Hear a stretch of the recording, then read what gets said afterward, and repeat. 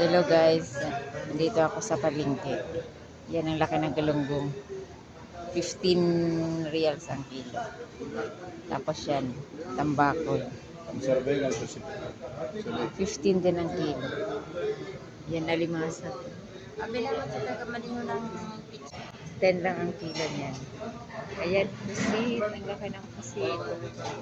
30 ang isang kilo. Tapos bangus.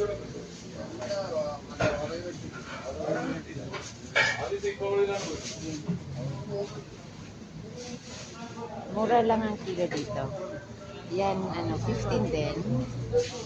Alimasan. Talakitok. Yan, no. Hindi ko alam kung anong isda yan. Haba.